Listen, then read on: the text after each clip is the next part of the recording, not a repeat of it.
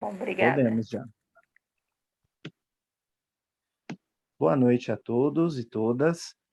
Com muita satisfação, estamos aqui mais uma vez, reunidos no curso popular de formação de defensoras e defensores públicos. E hoje o tema do nosso encontro é para falar sobre direito previdenciário, especificamente sobre dependentes da Previdência Social e depois, posteriormente, sobre aposentadoria por idade. Para a gente começar a bater esse bate-papo, é importante a gente lembrar do que seriam quem seriam os beneficiários da Previdência Social.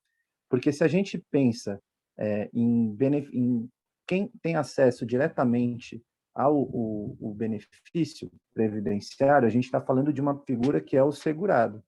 A gente já viu em encontros anteriores que existem 5 modalidades de segurados da Previdência Social, desde o segurado empregado, desde o segurado contribuinte individual, trabalhador avulso, do contribuinte do segurado especial e do facultativo também, tem os obrigatórios e o facultativo, mas aqui especificamente a gente não está falando diretamente de quem recebe o benefício da Previdência Social na condição de, a partir da sua contraprestação pela sua contribuição previdenciária. A gente está falando daqueles que recebem de uma forma indireta o benefício, que são os dependentes.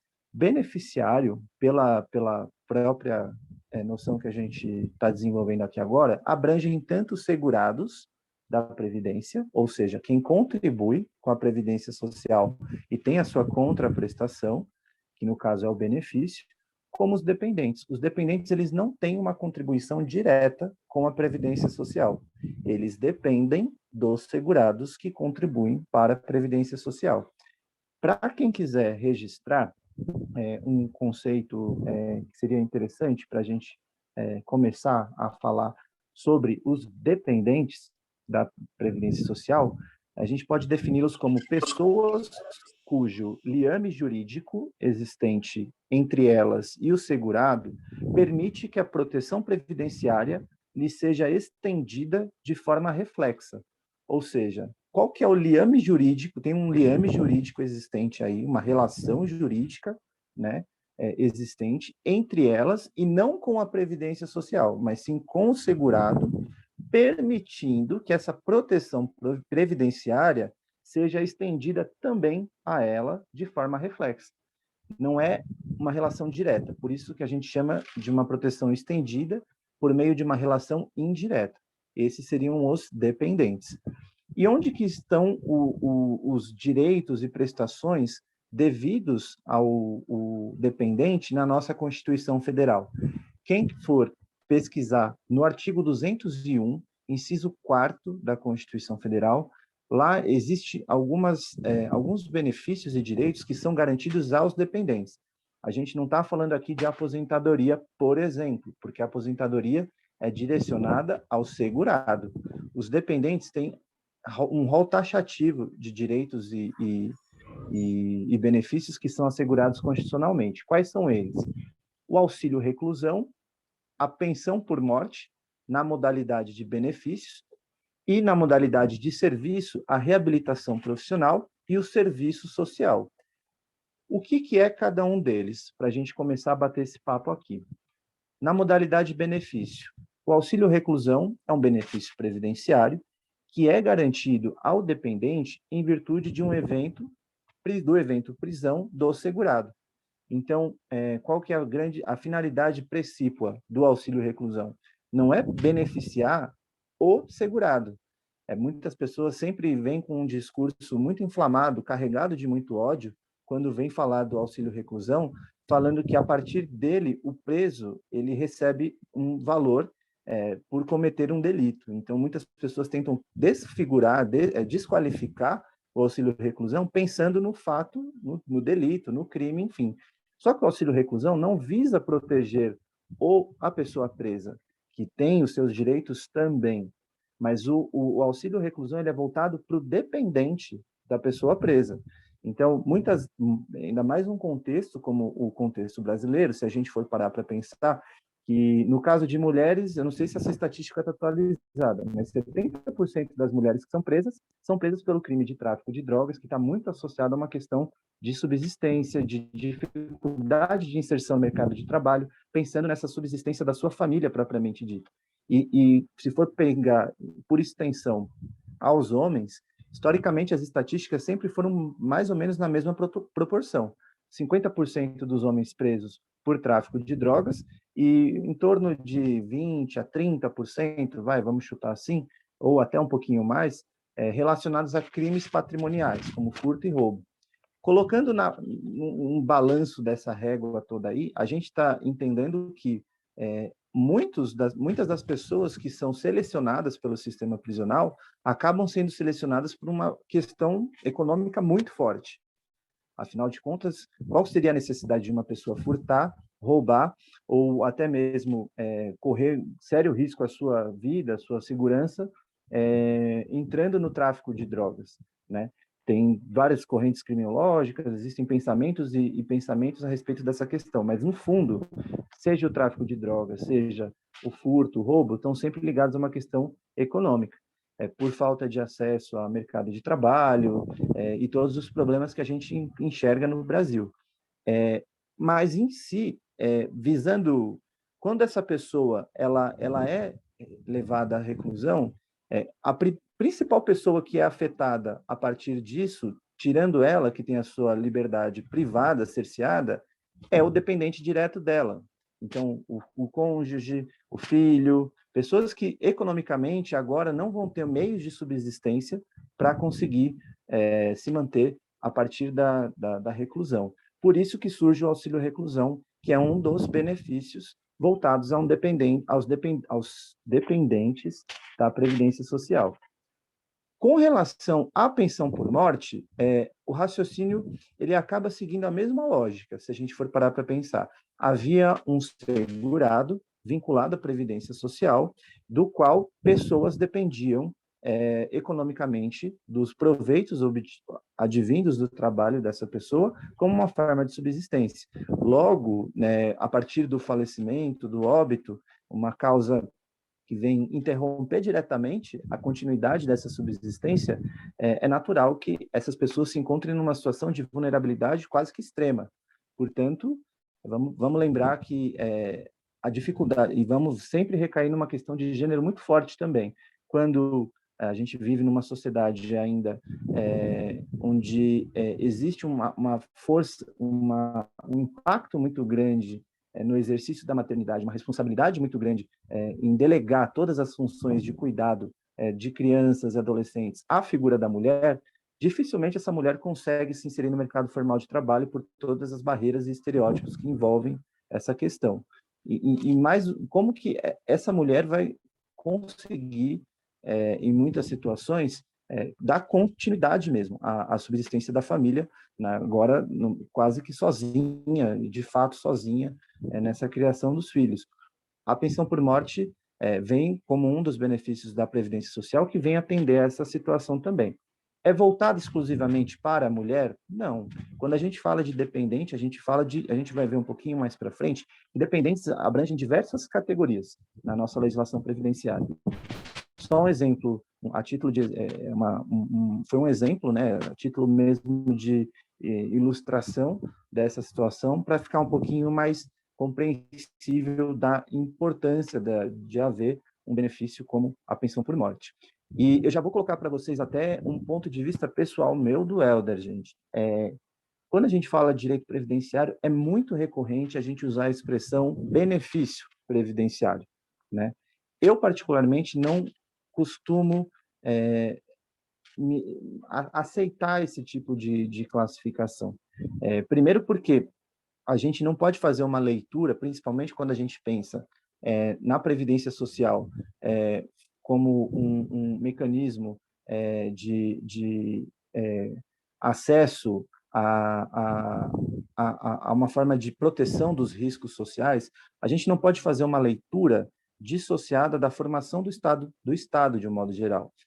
Essa nomenclatura benefício, ela vem muito com uma força de favor, né? Então, é o Estado tentando te dar um favor para que você não tenha para que você tenha as suas necessidades básicas mais básicas atendidas. Eu, particularmente, sou um pouco contrário à palavra expressão benefício. Eu sempre tento associar a direito propriamente dito, por mais que existam críticas também sobre a nomenclatura direito, porque esse direito, na nossa concepção de Estado, ele atende a um grupo específico de pessoas também, mas eu acho que benefício é uma forma muito escancarada de mostrar que aquela pessoa não tem direito àquilo. Então, eu já faço uma ponderação aí de imediato com relação a isso. Mas os benefícios, né, se a gente pode colocar dessa forma, devidos aos dependentes, na nossa legislação previdenciária, são esses dois: o auxílio reclusão e a pensão por morte. Na modalidade serviços, e aí é uma nomenclatura que está muito associado à política pública também, se a gente for parar para pensar, existem dois serviços que são diretamente relacionados aos dependentes da Previdência Social, que é a reabilitação profissional e o serviço social. O que viria a ser cada um deles? A reabilitação profissional é um serviço que está muito focado em possibilitar uma recolocação, uma readaptação, uma reinserção no mercado de trabalho de pessoas que se encontram acometidas por alguma incapacidade para o trabalho. Então, seja parcial ou permanente. Vamos pensar, por exemplo, numa pessoa com deficiência. Não existe uma limitação que diga que, por exemplo, a pessoa não pode trabalhar. Não é esse o ponto. As pessoas com deficiência têm autonomia e protagonismo, e a gente tem que sempre reforçar e bater nessa tecla. O ponto é o seguinte: a incapacidade ela pode ser parcial, e essa dificuldade, a partir desse evento incapacidade, de se recolocar no mercado, pode ser, de uma certa forma, conduzido com organização, com o tempo necessário, enfim, para que essa pessoa resgate essa autonomia e consiga se recolocar para o desempenho das suas funções, das suas atribuições. Então, a reabilitação profissional ela vem nesse sentido, é um serviço da Previdência Social voltado para garantir essa reabilitação de pessoas com algum tipo de incapacidade para o trabalho. O serviço social, a gente está colocando aqui como um serviço previdenciário, mas vamos lembrar que, pelo conceito de seguridade social previsto na nossa Constituição, englobando todas as ações, iniciativas do poder público e da sociedade civil voltados à garantia dos direitos relativos à saúde, previdência social e assistência social, de uma certa forma, o serviço social, por mais que ele não só exista na assistência social, porque uma coisa é o serviço social, outra coisa é a assistência social, ele é muito forte também na assistência social. E vamos fazer essa distinção aqui, só para a gente partir da mesma página, né? Serviço social é um ramo do conhecimento. Então, ele tem uma metodologia própria de conhecimento, ele tem ferramentas próprias, manejos próprios de como se desempenhar um objetivo coletivo ali enquanto ramo, enquanto ciência. Vamos pensar, por exemplo, que existe serviço social até no hospital, que é vinculado à área da saúde, porque o trabalho da assistência social ele também não é como costumeiramente e muito equivocadamente se propaga afora, que é entregar a cesta básica e inserir em programas de transferência de renda. O serviço social tem princípios próprios, princípios e metodologias próprias de atuação. E uma delas, por exemplo, que é muito pouco falada, é claro que no meio do serviço social é extremamente falado, mas para a sociedade, de um modo geral, é muito pouco explorado, que é o fortalecimento de vínculos. O serviço social, ele serve para fortalecer vínculos comunitários e familiares de pessoas nas mais diversas situações e vulnerabilidades. Então, por exemplo, num hospital onde existe uma pessoa idosa que tem uma grande dificuldade de acessar a sua família, porque existe um abandono dos idosos de uma forma muito sistemática, principalmente aqui no Brasil, o serviço social, a parte de serviço social do hospital vai ser responsável por fazer essa avaliação, essa busca de uma família, da família dessa pessoa, para tentar identificar, fortalecer esse vínculo, aproximá-los. Esse vínculo não precisa necessariamente ser no exemplo do hospital, pode ser na área da educação. Tem uma discussão muito recente sobre a inclusão de serviço social nas escolas. Muitos alunos que chegam nas salas de aula vêm com grandes problemas de aprendizado, sim, mas também com muitos direitos violados, né? Tanto de alimentação, tanto de direito à moradia e assim sucessivamente. O profissional de serviço social, ele vai buscar o fortalecimento do vínculo familiar, sim, mas também até a inserção dessa criança, desse adolescente, num programa comunitário de atendimento, num CCA, num CJ, que tem essa função de ressignificar o pertencimento desse adolescente, dessa criança, na comunidade em que ele está inserida. Então, o serviço social, enquanto ramo do conhecimento, ele pode existir em várias vertentes. E uma delas aqui a gente está colocando é na previdência social também, enquanto serviço. Mas só para a gente deixar de uma forma mais ampla, que ele não especificamente voltado apenas nem só à assistência social, nem só à previdência social, mas a todos os ramos da política pública de um modo geral, desde educação, moradia e assim sucessivamente. Mas, em resumo, para a gente começar o nosso bate-papo, é isso. Dependentes, pela nossa legislação brasileira previdenciária, são aquelas pessoas que têm um vínculo jurídico com os segurados e que recebem alguns benefícios ou serviços em decorrência dessa relação. Quais são os benefícios? Auxílio reclusão e pensão por morte, e serviços são serviço social e reabilitação profissional. Pela a nossa legislação, a principal lei brasileira após a Constituição que trata dos dependentes é a Lei 8.213 de 91, que vai definir no seu artigo 16 quem são os beneficiários do regime geral de previdência social na condição de segurado, perdão, de dependente do segurado. Quem são eles? Pelo inciso primeiro, antes da gente entrar nessa classificação, os incisos desse artigo 16, ele classifica categorias de dependentes. Então, existe o dependente, que se costumeiramente chama de dependente de primeira classe, existe o dependente de segunda classe, o dependente de terceira classe. Por que primeira, segunda e terceira classe, Helder? Porque existe uma prioridade no acesso ao benefício, ao serviço, principalmente ao benefício, com base na classe ao qual aquele dependente pertence. Existe uma classe que é prioritária, que é a classe 1, depois a classe 2 e depois a classe 3.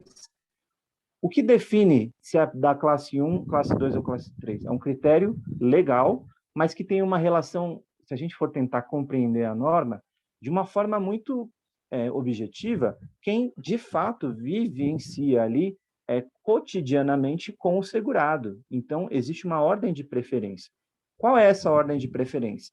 A classe 1, que é a do inciso primeiro, trata do cônjuge, companheiro, aí quando eu falo o cônjuge, serve para homem ou mulher, companheiro, companheira, filho não emancipado, ou de qualquer condição, menor de 21 anos, ou, se o filho for maior de 21 anos, se ele for inválido, considerado inválido, que é outro termo que eu não gosto também, mas que previsão legal, ou que tenha deficiência intelectual ou mental, ou deficiência grave.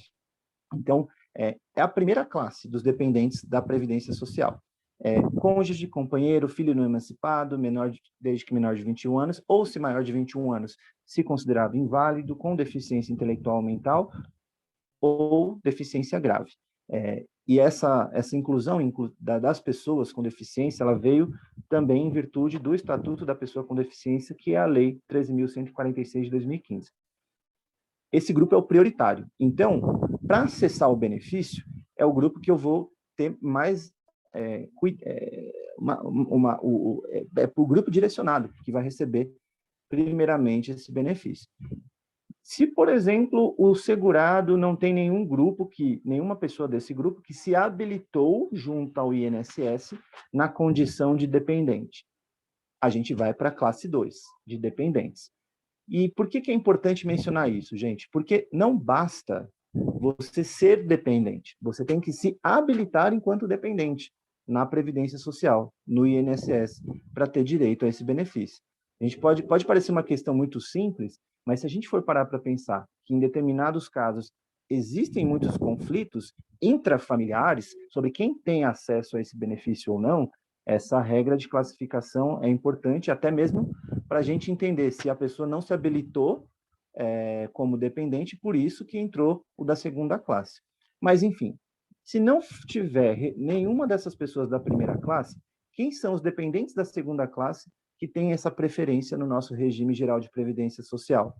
Os pais. Por que se tem essa noção de que os pais não pertencem ao grupo 1, e sim ao grupo 2? Culturalmente, a gente tem a noção, pelo menos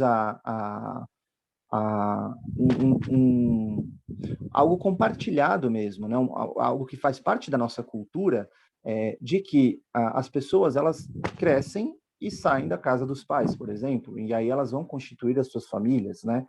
Sejam famílias monoparentais, sejam famílias de casais homoafetivos, sejam famílias de suas mais diversas formas, né? Então, naturalmente, não há o convívio direto mais com os pais. Por isso que os pais eles não entram na categoria 1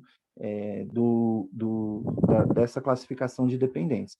Ah, Helder, mas tem muita situação em que os pais vivem com os filhos. Sim, mas a gente vai ver um pouquinho mais para frente que, por pertencer à classe 2, os pais, você tem que demonstrar que existe uma dependência. Não se presume essa dependência.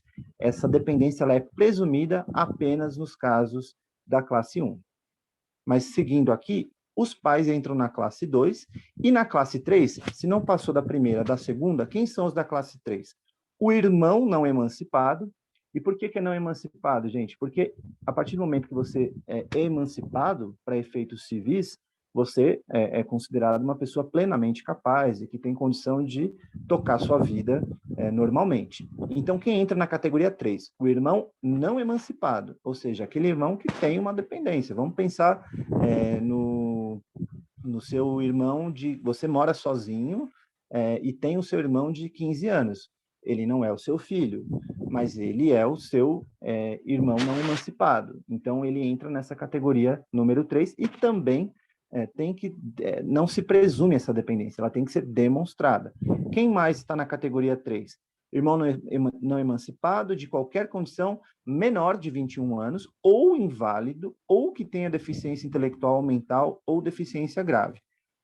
Percebam que, para você, mesmo que a pessoa, mesmo que o irmão seja portador, tenha deficiência grave, enfim, ele é considerado da classe 3. Para mim aqui, isso aqui é sempre muito discutível, porque isso aqui é opção legislativa, né?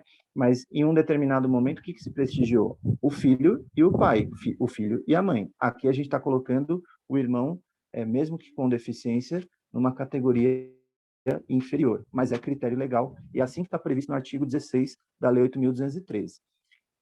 E aí uma informação importante prevista no parágrafo 1º desse artigo 16, que a existência de dependente de qualquer dessas classes exclui do direito às prestações das classes seguintes. Então, vamos pensar, eu tenho uma família constituída, não moro com os meus pais, não moro com meu irmão, e eu acabei sendo preso, ou vim a óbito. E aí, os dependentes da primeira classe se habilitaram. A partir do momento em que houve essa habilitação, os da segunda e terceira não podem se habilitar para fazer parte do rateio desse benefício. Só os da primeira classe vão participar dessa divisão desse benefício. O parágrafo 2º, ele fala especificamente sobre o enteado e o menor tutelado. Menor tutelado, vamos pensar aqui nessa expressão, gente.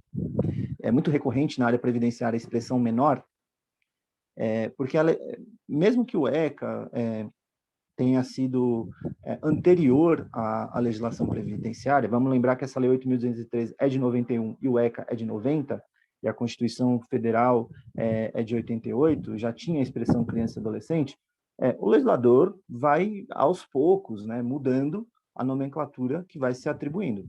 Menor, a gente sabe que pela teoria, a doutrina da proteção integral do direito da criança e do adolescente, é um termo que não faz o menor sentido mais, né? Porque tem uma concepção de criança e adolescente como aquela pessoa que não tem autonomia e protagonismo, né?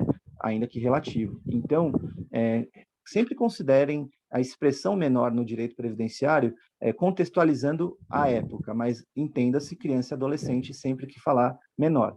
O parágrafo 2º fala isso, que o enteado e o menor tutelado equiparam-se a filho mediante declaração do segurado e desde que comprovada a dependência econômica na forma estabelecida no regulamento. Ou seja, enteado e criança ou adolescente sob tutela, não precisa ser o pai ou a tutela, é justamente isso, é um terceiro, né? Precisa dessa declaração confirmando essa condição de dependente e desde que se comprove essa situação de dependência econômica. Essa é a regra do parágrafo 2º. E o parágrafo 3º, o que ele fala?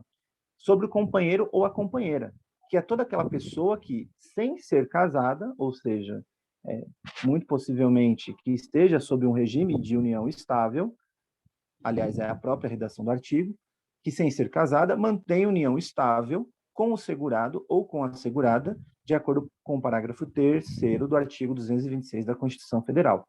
Companheiro ou companheira fazem parte da classe 1, mas tem que ter esse reconhecimento da união estável, né? O parágrafo 4º, ele fala que a dependência econômica das pessoas indicadas no inciso 1º é presumida e as demais devem ser comprovadas. Então, como regra geral, em resumo é isso, os dependentes da primeira classe concorrem entre eles, se há mais de um, você tem que se dividir o valor dessa pensão em cotas partes iguais, e, gente, no direito previdenciário, existe uma regra que o benefício que tem que ser garantido, isso é muito comum na aposentadoria, não pode ser inferior ao salário mínimo. Só que para essa regra de pensão, é permitido, porque a gente tem numa classe 1 de dependentes, por exemplo, que pleiteiam, se habilitam para receber o auxílio reclusão ou pensão por morte, 5 pessoas. Não é um salário mínimo para cada um, é o valor do benefício dividido por 5 pessoas. Então, e a previsão legal é desse parágrafo, dessa regra que a gente acabou de ver, de concorrência entre eles, né? Agora, uma coisa importante que a gente precisa mencionar também. Tem um dependente da primeira classe. Ele completou 21 anos, né? E aí, o que acontece? Ele não tem mais direito à pensão por morte ou auxílio reclusão, né? E aí, numa situação como essa, ele passa automaticamente para os da segunda e terceira classe? Não. Não passa automaticamente a partir do momento em que se encerra ali aquele benefício, se encerra de uma forma geral, inclusive para os demais também. Uma questão importante que é necessário colocar. Tá, Helder, você está falando aí que artigo 1º, né, artigo 16, inciso 1º, é uma dependência que é presumida, e nos demais não. Como que eu dependo economicamente? O que é isso, dependência econômica, né? Como que a gente pode aferir se uma pessoa é dependente ou não, uma da outra? É uma situação que demanda prova, no caso concreto, né? Mas um sinal, um indicativo interessante para a gente passar a entender essa questão é a Instrução Normativa 77 de 2015 do INSS, que no seu artigo 121 vai falar exatamente o quê? Que são beneficiários do regime geral de previdência social na condição de dependentes do segurado. Parágrafo 3º. A dependência econômica pode ser parcial ou total, devendo, no entanto, ser permanente. Então, o que se entende geralmente, jurisprudencialmente, nessa esfera administrativa, sobre dependência permanente? É uma dependência substancial, necessária para essa subsistência, não pode ser pontual, né? Tem que ser uma coisa reiterada. Sem esse segurado na vida dessa pessoa, a gente tem um comprometimento muito grande, né, de conseguir subsistência. Não pode ser uma ajuda temporária. Tem que ser uma coisa que configure de fato que ela precisa daquela outra pessoa, dos rendimentos daquela outra pessoa para sobreviver. Isso, para fins previdenciários, tem sido admitido como um critério para definir o que é dependência, tá? Dependência econômica. O parágrafo 5º da lei tem da lei que vai tratar dos segurados dependentes, a Lei 8.203 de 91, no artigo 16, parágrafo 5º, vai falar, foi modificada, incluída pela reforma da Previdência, a partir da Lei 13.846 de 2019, e trouxe uma certa dificuldade para se provar essa dependência econômica. Exige um início de prova material contemporânea aos fatos produzidos, em período não superior a 24 meses anterior à data do óbito ou do recolhimento à prisão do segurado, não admitida a prova exclusivamente testemunhal, exceto na ocorrência de motivo de força maior ou caso fortuito, conforme dispositivo no regulamento. E o que isso está dizendo para a gente? Não basta só testemunha para comprovar essa dependência. O INSS, sobretudo com a reforma da Previdência, a gente vai ver que até para a aposentadoria isso modificou algumas coisas também, tem sido muito mais inflexível com relação à garantia do acesso aos benefícios, enfim. E não basta mais só a prova testemunhal para comprovar muitas situações.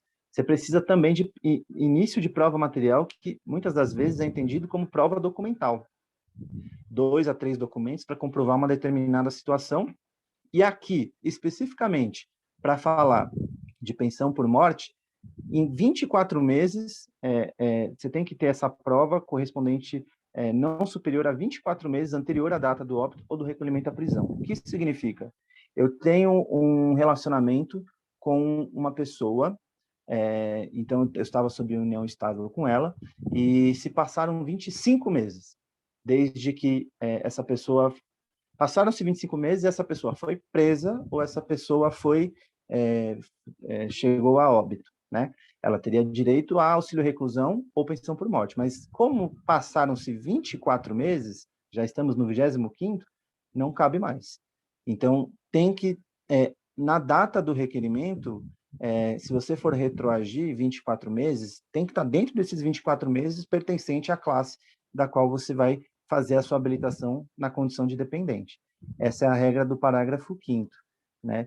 Então, veio dificultar em 2 sentidos, tanto na necessidade de não só a produção de prova testemunhal, mas também desses 2 anos da data da morte ou da prisão, para você comprovar que você pertencia àquela classe, para conseguir fazer o jus àquela situação. O parágrafo 6º, ele fala que essa regra está prevista no parágrafo 6º do artigo 16 dessa lei 8.213, e o parágrafo 7, o que ele traz para a gente? Que será excluído definitivamente da condição de dependente quem tiver sido condenado criminalmente por sentença com trânsito em julgado, como autor, coautor ou partícipe de homicídio doloso ou de tentativa desse crime, cometido contra a pessoa do segurado, ressalvados os absolutamente incapazes e os inimputáveis. O que está falando para a gente essa regra? Bom, dependente é a pessoa que vai receber pensão por morte ou auxílio-reclusão, certo? Auxílio-reclusão está ligado à prisão do segurado. O dependente não tem uma relação direta com isso, via de regra. Então, o que o legislador pensou? Qual é o momento, qual é a situação em que o dependente pode interferir diretamente no curso natural da vida para receber algum benefício da Previdência Social de uma forma ilegítima? E esse parágrafo 7º fala isso para a gente. Quando ele tenta, por exemplo, cometer homicídio contra o segurado. Então, qual que é o sentido disso? Evitar que as pessoas busquem esse tipo de fato delituoso para ter acesso ao benefício previdenciário. É isso que o parágrafo 7º está colocando aqui com relação à exclusão definitiva da condição de dependente. Quando você tenta contra a vida do segurado para ter acesso ao benefício. E aí, gente, dando continuidade um pouco a essa temática dos dependentes, a gente tinha mencionado aqui que, via de regra, no direito previdenciário, as prestações devidas pelo INSS não podem ser inferiores ao salário mínimo.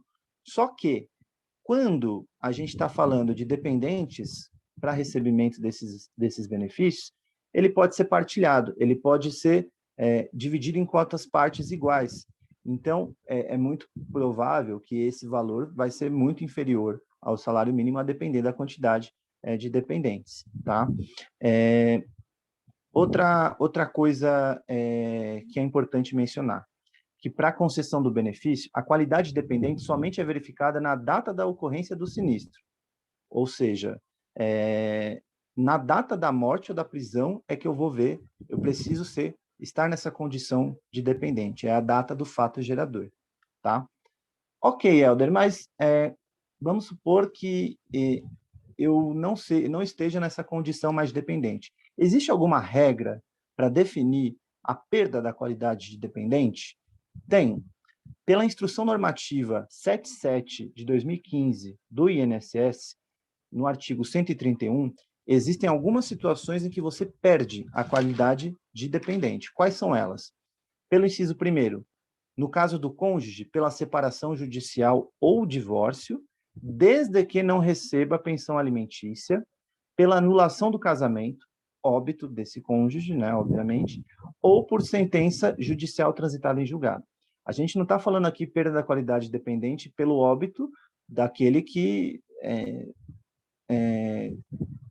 de fato era o segurado, senão não faz sentido, né? Senão nunca haveria o auxílio à pensão por morte. A gente está falando da morte do próprio dependente, né? Senão seria letra morta dizer que o cônjuge receberia alguma pensão por morte. Então, quando há essa separação judicial, quando tem esse divórcio, não tenha recebimento de pensão alimentícia, o casamento tenha sido anulado, ou tenha havido a óbito, ou tem alguma sentença judicial que transitou em julgado e retira essa qualidade de dependente, é a primeira situação em que o dependente deixa de ser dependente.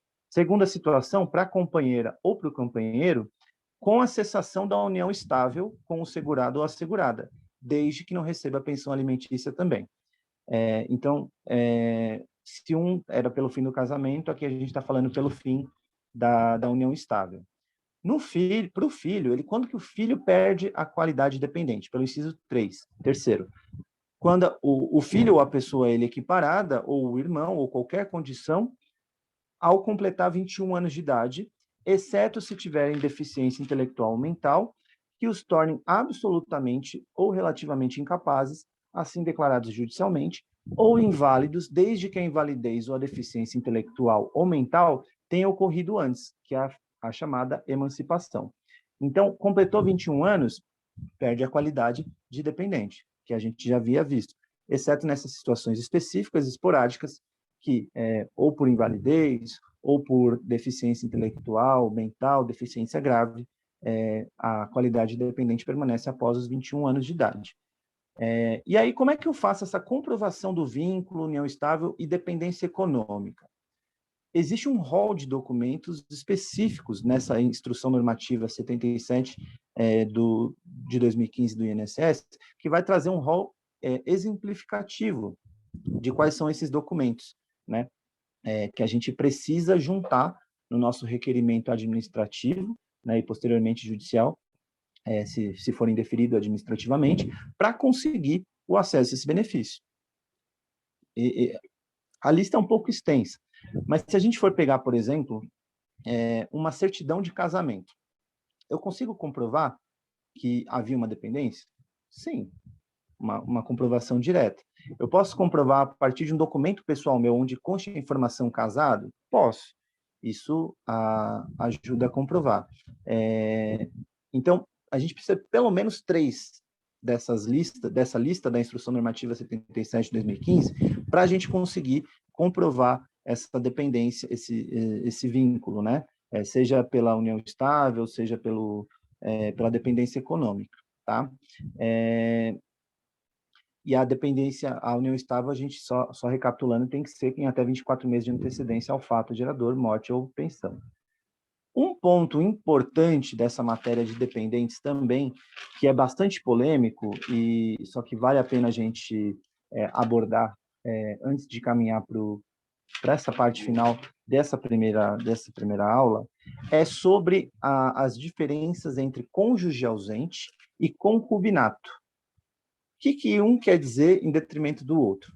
O cônjuge ausente é aquela situação em que a pessoa ela era casada e aí é casada de direito, né? Mas de fato ela não convive mais com o cônjuge anterior.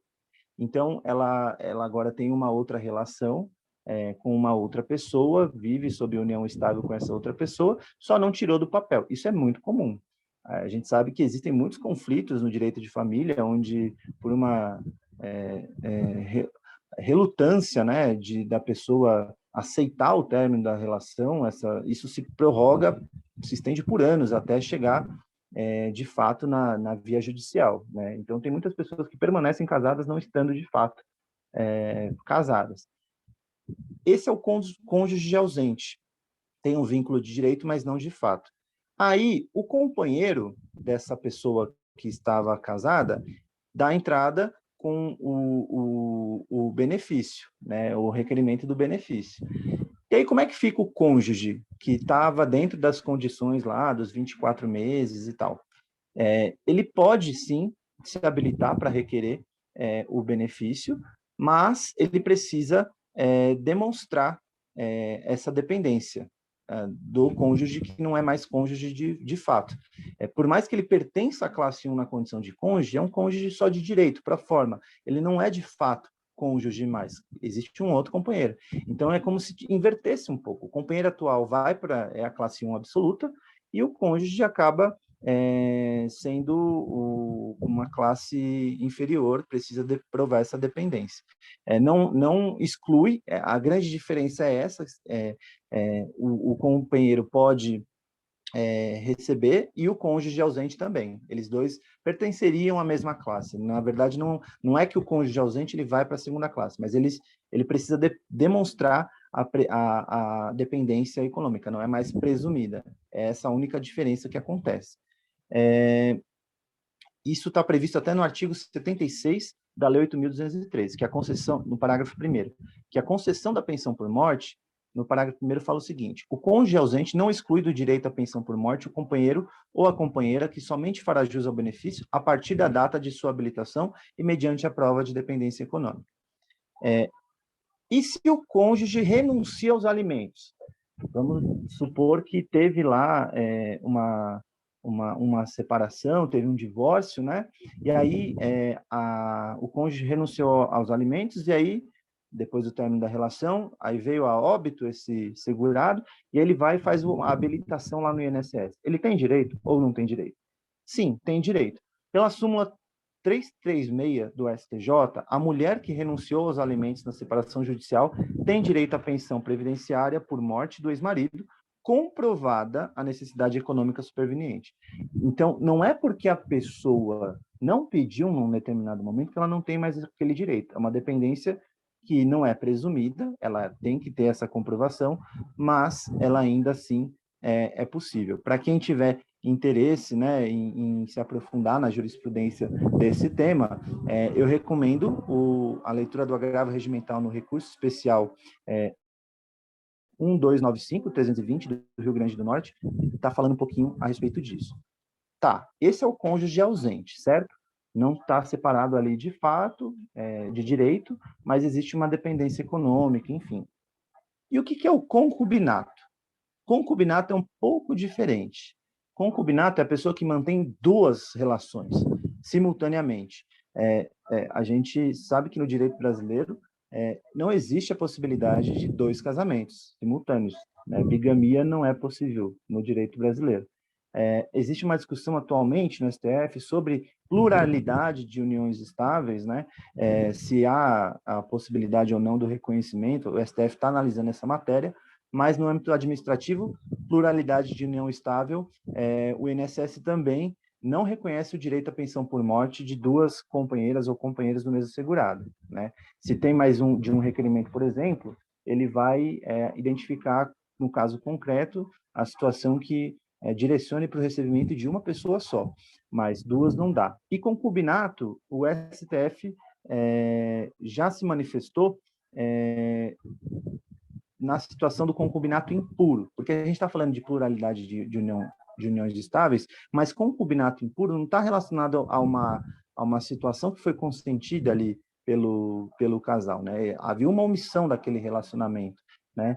Então, o indivíduo casado ele não pode ter esse tipo de relacionamento, não tem essa proteção previdenciária até então. A gente vai verificar como a jurisprudência vai evoluir no sentido dessa pluralidade de uniões estáveis.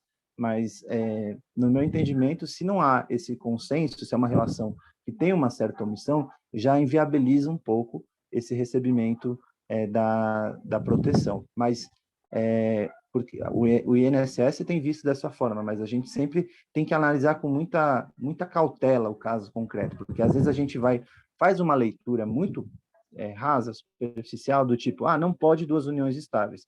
Só que quem é o maior prejudicado a partir de uma decisão que exclui um determinado grupo ou outro? São os dependentes. E muitas das vezes os dependentes não têm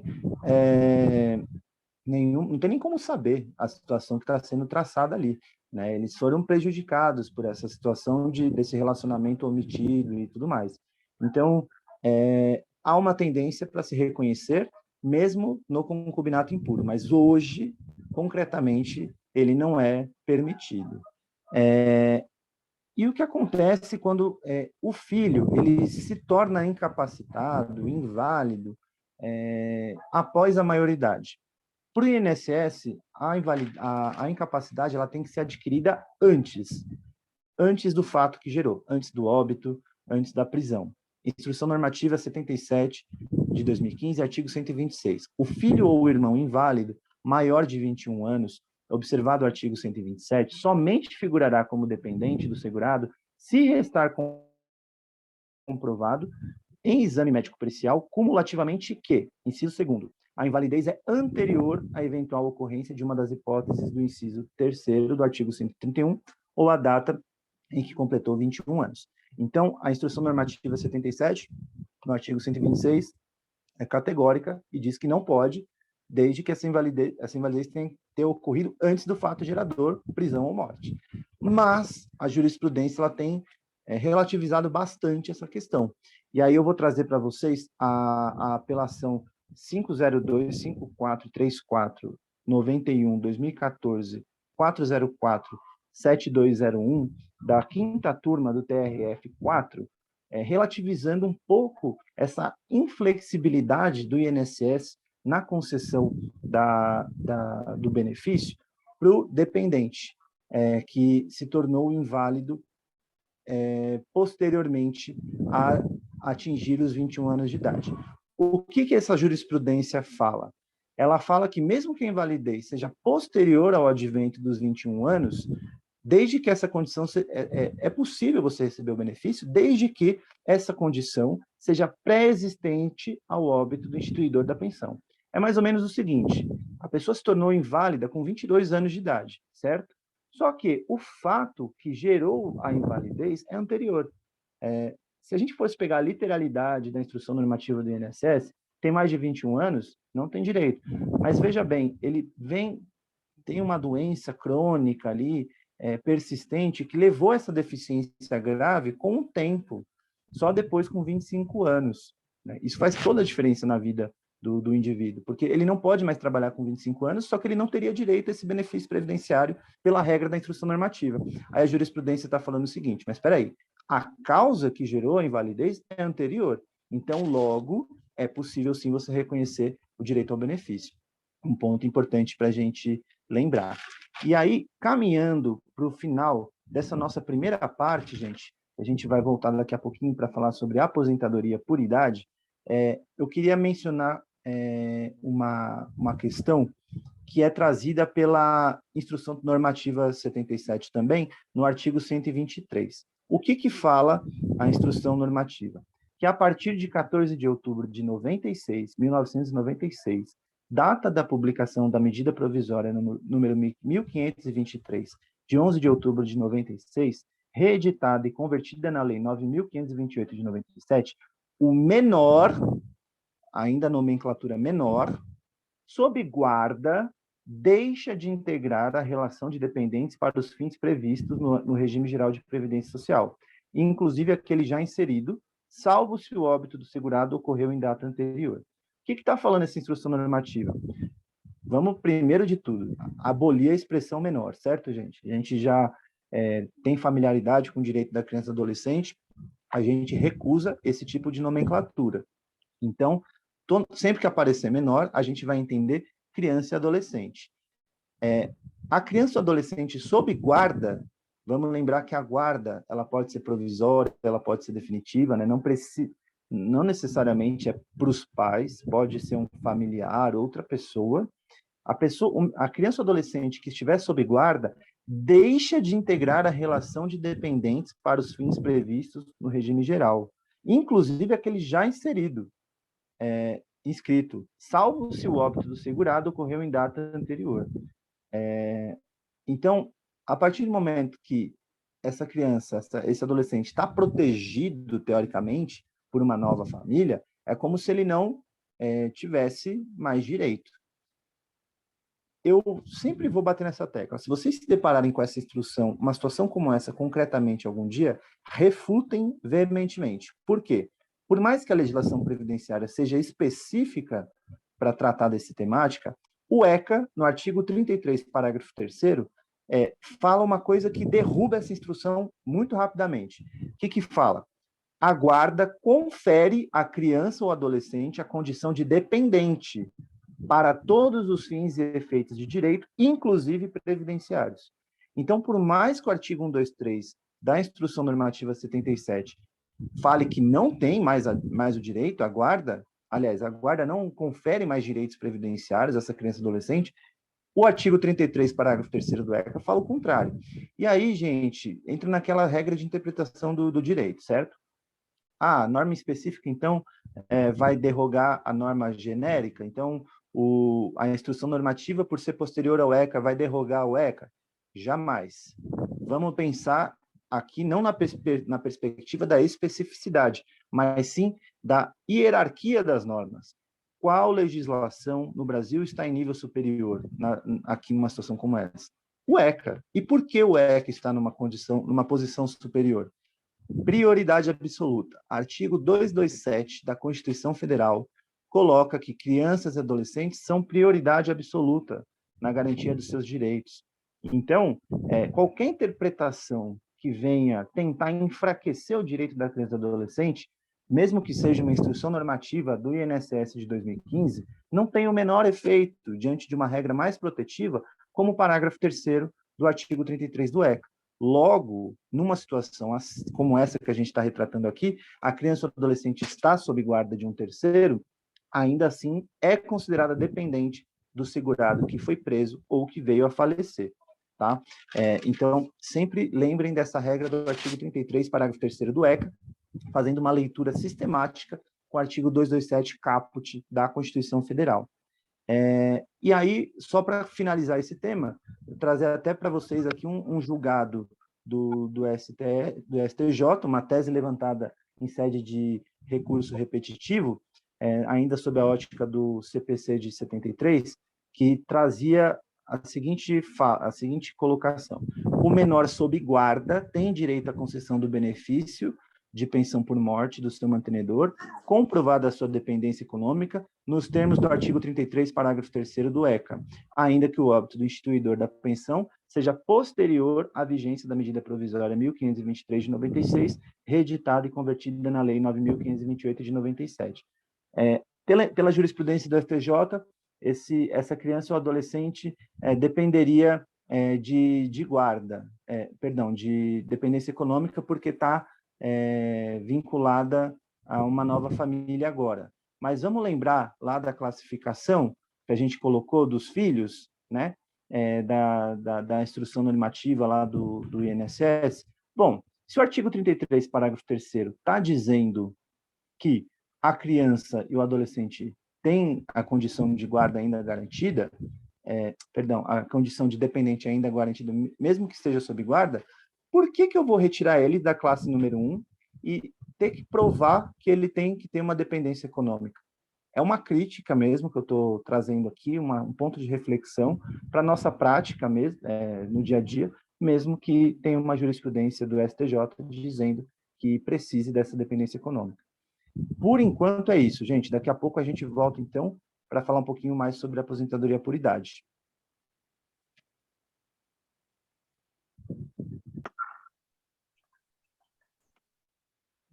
Bom, pessoal, nessa segunda parte, a gente vai bater um papinho também sobre uma das modalidades agora de benefícios, né, previdenciários voltados para o segurado. A gente entendeu ali qual seria a configuração dos dependentes, porque é um pouquinho mais reduzido, está mais limitado ao auxílio reclusão, à pensão por morte, à reabilitação profissional e ao serviço social, pelo menos nesse espectro da Previdência Social, mas agora a gente vai começar a abordar, nos próximos encontros, inclusive, as modalidades de benefícios previdenciários voltados para os segurados da Previdência Social. Só recapitulando, então, né, a gente tem o segurado contribuinte individual, a gente tem empregado doméstico, a gente tem o empregado, o trabalhador avulso, segurado especial, e também os segurados facultativos, que são aqueles que com mais de 16 anos, que não têm a obrigatoriedade, né, de se vincular ao sistema, mas mesmo assim contribuem e ainda assim têm acesso aos benefícios previdenciários. O primeiro deles, que a gente vai discorrer um pouquinho aqui hoje, é sobre a aposentadoria por idade. E a aposentadoria por idade surgiu em qual contexto? A aposentadoria por idade é uma forma de proteção do trabalhador, da trabalhadora, em virtude de um risco social. Qual que é o risco social que a gente está almejando tutelar aqui? Os aspectos negativos da idade avançada.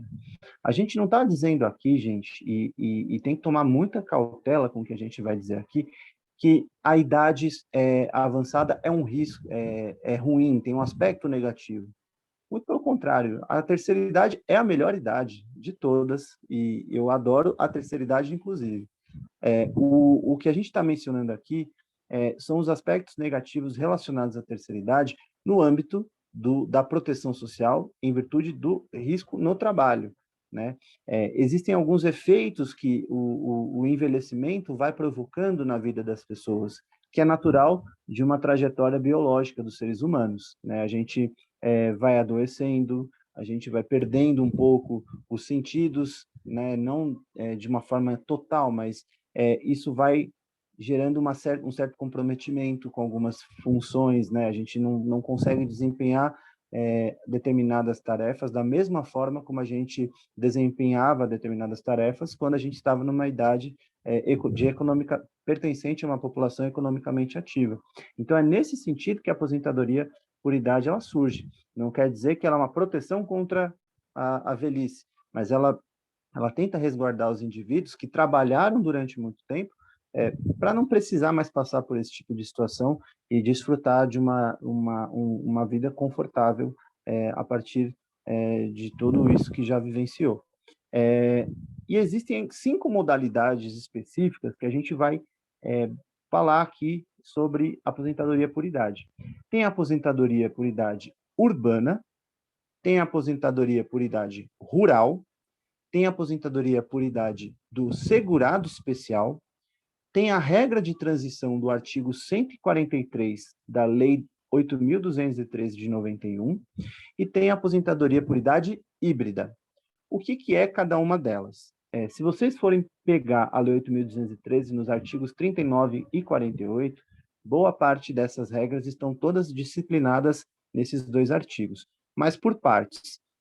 A urbana é aquela que dos trabalhadores que desempenharam as suas atividades no espaço urbano, propriamente dito. Mas não é bem espaço urbano. Por quê? Rural, se a gente for para analisar, seria em todos onde existe o espaço rural, Não necessariamente. Vou dar um exemplo para vocês de uma atividade urbana no contexto rural. Uma professora de uma escola pública dentro de uma região do interior do Brasil. Preponderantemente, a gente está falando de uma área rural. Só que a atividade de professora é uma categoria, está associada a uma atividade urbana. Então, não está associada necessariamente à aposentadoria rural, por idade rural. O que é, então, a rural? São aquelas atividades ligadas à agropecuária, propriamente dita, tanto agricultura como pecuária. E por que tem essa diferenciação da urbana para a rural? Por uma questão mesmo fisiológica. Se a gente for parar para pensar, a exposição ao sol, a exposição ao calor, a todas as condições de trabalho no ambiente rural, elas contribuem de uma forma mais acelerada para o envelhecimento das pessoas, para o desenvolvimento de alguma enfermidade, de alguma doença, porque por se tratar, propriamente dita, de uma atividade muito intensa, né, que leva o ser humano ao seu desgaste físico muito forte, né? Então, é natural que haja uma diferenciação na aposentadoria por idade rural e urbana. Antes da reforma da Previdência, e por que eu vou falar de regras anteriores à reforma da Previdência também? Porque se a gente está considerando que boa parte das pessoas que a gente vai atender, seja enquanto clientes particulares, seja assistidos da Defensoria Pública, são pessoas que pegaram o período de mudança, né, da legislação previdenciária. Não são pessoas que começaram a contribuir agora para o regime geral de previdência social. E aí, por uma questão mesmo de você de direito adquirido, propriamente dito, você não pode simplesmente anular todas as contribuições, o regime ao qual essas pessoas estavam inseridas, por conta de uma modificação legislativa posterior. Então, existem regras de transição para isso. Mas hoje, majoritariamente, nosso público hoje, se você for atender, abrir a porta do seu escritório hoje para atender, são pessoas que estão nessa modalidade transitória, que estão se enquadrando nesta ou naquela categoria com base nessa legislação anterior. Por isso que é super importante a gente ter profundidade sobre esse tema também. Antes da reforma da Previdência, na aposentadoria por idade urbana, a idade necessária para homens se aposentarem era de 65 anos e mulheres 60 anos, né? Além disso, tinha que se observar também uma carência, um período de carência de 180 meses de contribuição. O que é o período de carência? São as contribuições que a gente precisa desembolsar efetivamente, mês a mês, para conseguir atingir aquele determinado benefício previdenciário. Então, tinha a carência de 180 meses, mais esses dois requisitos da idade, 65 para o homem e 60 para a mulher. Na rural, muito associada, por exemplo, ao garimpeiro, ao pescador artesanal, não é um pouco menor o tempo a contribuição, a carência continua existindo, a carência existe para todas, só que o tempo de idade ele diminui. Se antes na urbana era 65 homens, 60 mulher, na rural é 60 homens, 55 mulher. E quando a gente vai para o segurado especial, ele também é de 60 anos para homem e 55 para mulher. Quem é o segurado especial mesmo? O segurado especial é aquela pessoa que trabalha sob regime de economia familiar. Então, existem trabalhadores e trabalhadores rurais, gente. Existe o empregado rural, né, trabalhador rural, existe o segurado especial, existe o contribuinte também. O segurado especial, ele está num regime de economia familiar que tem uma limitação da quantidade de funcionários que você pode ter e não visa necessariamente uma grande quantidade de produção. Não é uma relação quase familiar mesmo, né? Então, existe uma categoria própria de aposentadoria por idade rural do segurado especial. E aí, qual que é a idade? 60 anos homem, 55 mulher também, mas diferentemente da urbana e da rural, que exige meses de contribuição, aliás, da urbana, que exige meses de contribuição, no segurado especial se fala em meses de trabalho. Por quê? O segurado especial, ele trabalha de uma forma muito esporádica. Ele não trabalha, não que ele não trabalhe todos os dias. A produção dele está muito ligada a um período do ano. Então, o momento que ele vai contribuir é quando ele vende a safra que ele teve. Ele não vai contribuir mês a mês, o segurado especial. Ele vai contribuir quando ele pegar aquela produção dele e vender. Então, não se fala em 180 meses de período de contribuição, porque senão ele teria que contribuir mês a mês, ele nunca teria acesso à aposentadoria dele. São 180 meses de trabalho, ele precisa demonstrar que ele trabalhou 180 meses. O artigo 143 da Lei 8.213 traça uma regra de transição. E o que regra de transição é essa? A pessoa atingiu até a data prevista ali, a idade que cabia para se aposentar. Só que não teve ainda atingida a carência, não conseguiu provar a carência. A gente vai ver daqui a pouco que existe uma regrinha específica na lei que, ano a ano, vai dizendo quantas contribuições são devidas para que essa pessoa, mesmo que já tenha atingido a idade, consiga a carência. É uma quarta modalidade de aposentadoria por idade também. E uma quinta, que é a híbrida. Só um parênteses. Nessa que eu falei agora da transição, qual que é a idade que tem que atingir? 60 anos homem, 55 mulher. A diferente, junto com a urbana, é a híbrida. A híbrida, a pessoa ela trabalhou nos dois regimes, tanto como no trabalho rural, como no trabalho urbano. Então, ela vai se aproveitar do tempo das duas aposentadorias para conseguir. Existe uma regra, e aí, por conta de ter trabalhado no urbano também, não é 60 anos e 55, aumenta para 65 homens e 60 mulheres. Algumas coisas que são importantes pontuar já no primeiro momento. Com a reforma da Previdência, a aposentadoria por idade da mulher, a aposentadoria urbana, aumentou. Então, agora, a gente, a partir de 2019, não são 60 anos, são 62 anos para a mulher.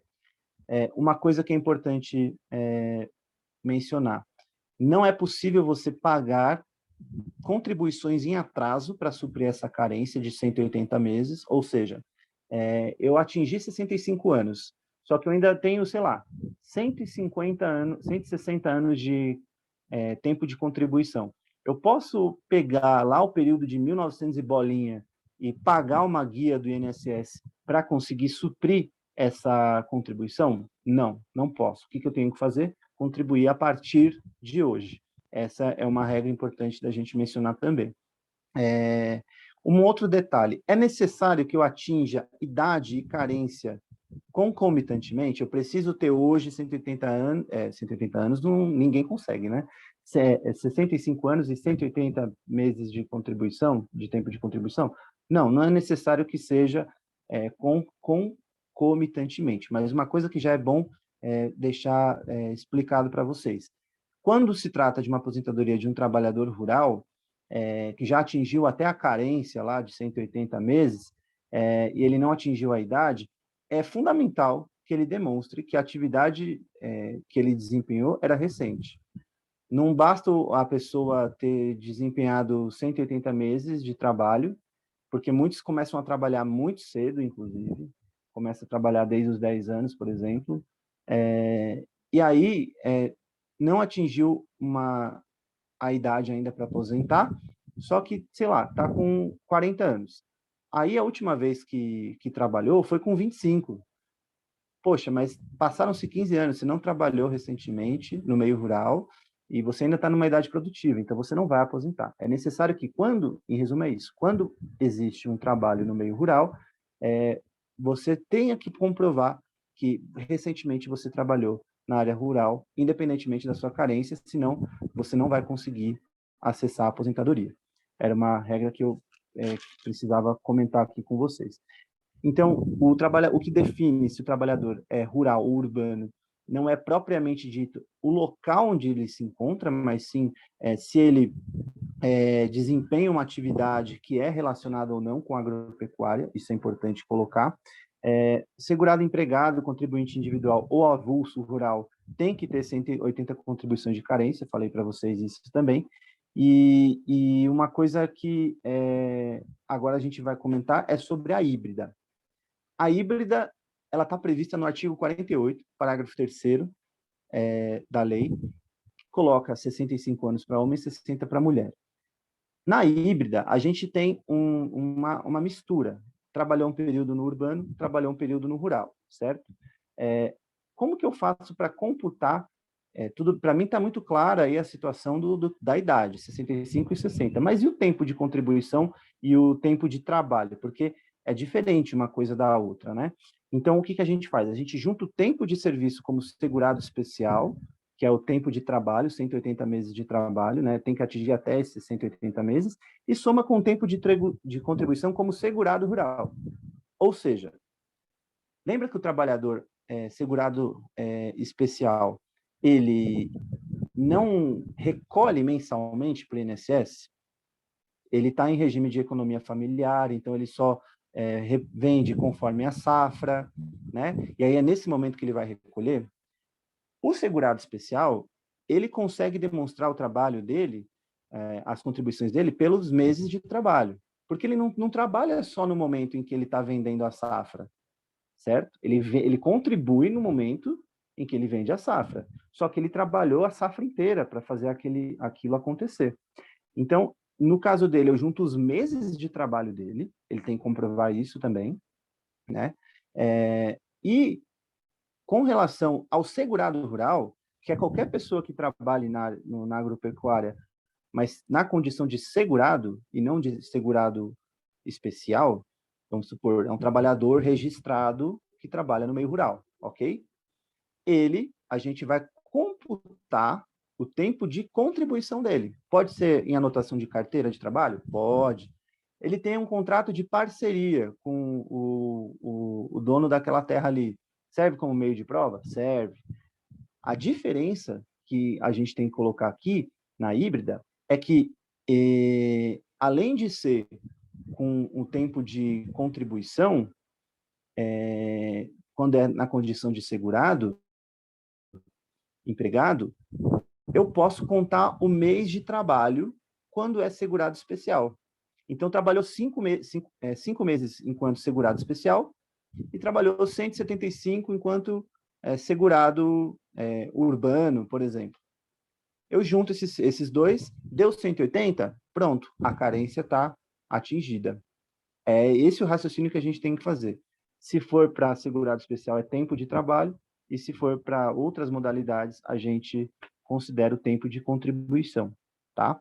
Que é o tempo o tempo de contribuição e o tempo de serviço. Isso é aposentadoria híbrida. Ah, Helder, na aposentadoria híbrida, ele tem que necessariamente estar... Porque você falou para a gente aí que quando ele vai fazer o requerimento, ele tem que demonstrar que ele estava trabalhando no meio rural, na maioria dos casos, não é isso? Sim, isso é verdade, se aplica para todas as aposentadorias do meio rural. Mas, quando é na híbrida, por ter essa diferença de ter que poder trabalhar também no urbano, a pessoa pode ter trabalhado a vida inteira no rural e aí terminou o tempo de trabalho no urbano.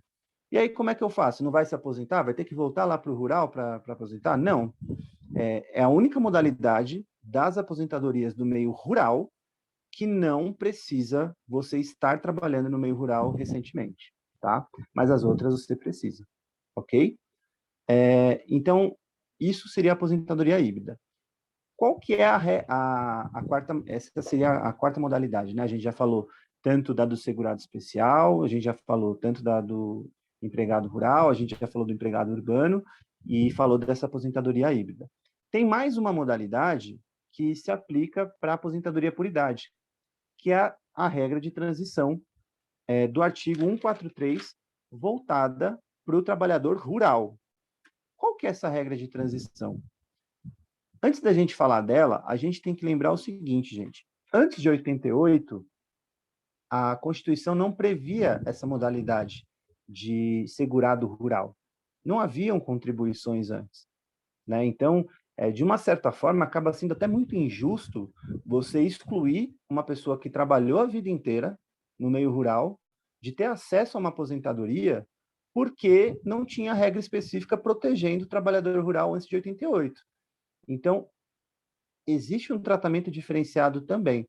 E qual que é o fundamento desse artigo 143? Eu vou ler para vocês. O trabalhador rural, ora enquadrado como segurado obrigatório no regime geral de previdência, na forma da linha A do inciso 1º, ou do inciso 4º, ou 7º do artigo 11 dessa lei, pode requerer aposentadoria por idade no valor de um salário mínimo durante 15 anos contados a partir da data da vigência desta lei, desde que comprove o efetivo exercício, prova o exercício de atividade rural, ainda que descontínua no período imediatamente anterior ao requerimento do benefício, em número de meses idênticos à carência do referido benefício.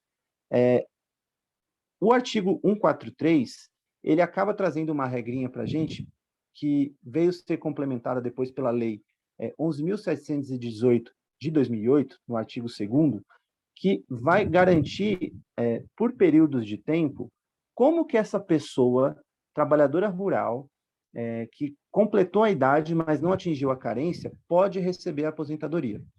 Então, pensando em todo esse contexto que eu falei para vocês, de que não tinha como, não havia proteção dessas pessoas antes de 88. Então, cidadão atingiu a aposentadoria por idade do 143, 60 anos homem, 55 mulher. Ok, mas não tem as 180 contribuições da carência.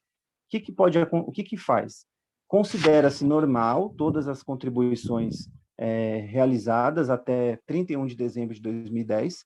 Isso é o que o artigo 3º dessa lei 11.718 de 2008 fala.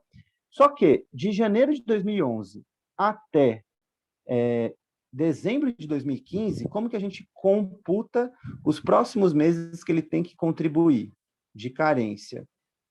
Cada mês comprovado de emprego, você multiplica por 3 e limita a 12, dentro do respectivo ano civil.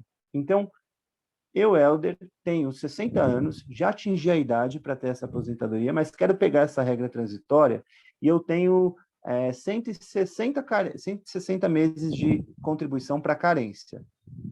E aí eu quero, continuo trabalhando após janeiro de 2011 para pegar do 160 até o 180, que é a regra que está colocada na Constituição. Como que eu vou fazer para conseguir essas 20 aí, né? Pelo inciso 2º, se eu trabalhei de janeiro de 2011 até dezembro de 2015, cada mês trabalhado, eu vou multiplicar por 3, limitando-se a 12. Então, vamos supor que eu trabalhei 4 meses como empregado de janeiro de 2011 a dezembro de 2015. E eu tinha 160 meses de carência.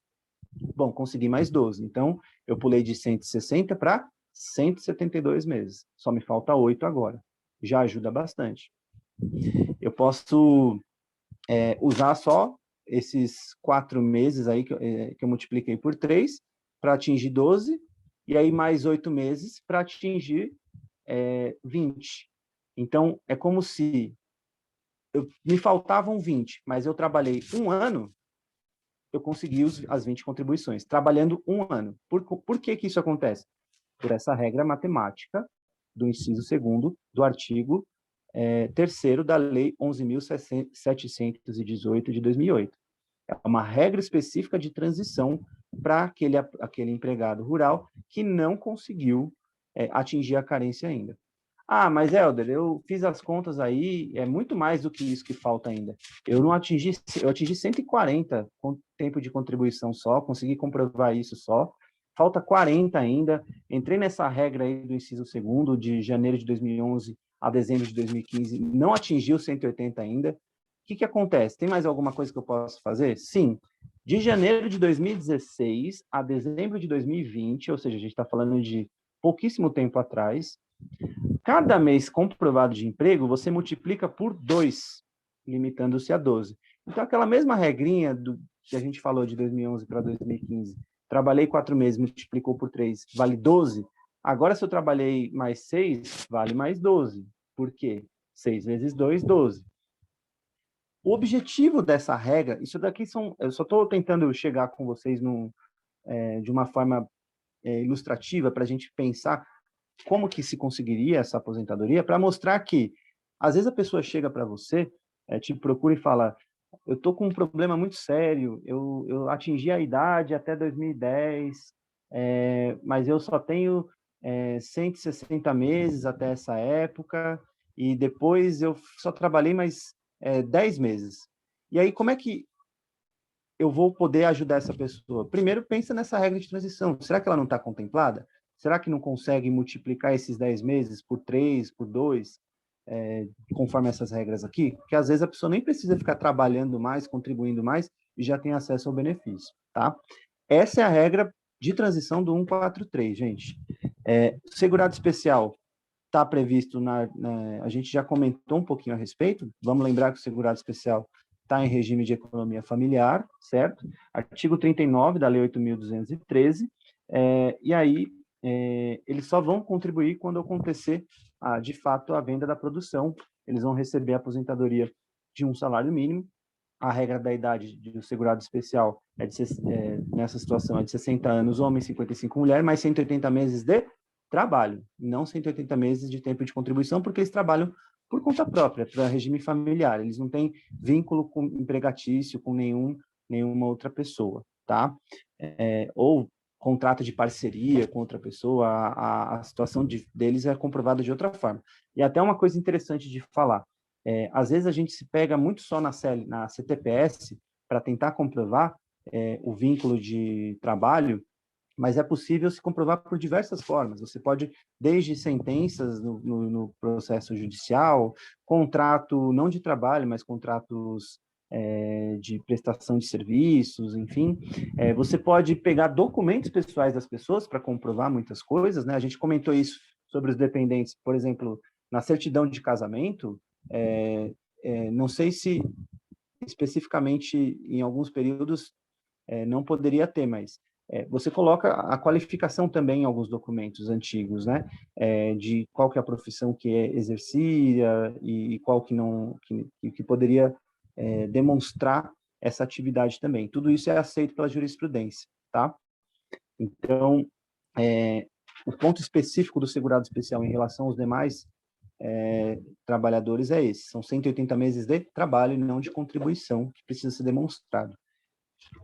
Data do início do benefício. Quando que a pessoa que atingiu a idade e a carência, ela começa a receber a aposentadoria? A partir da data da entrada do requerimento administrativo no INSS.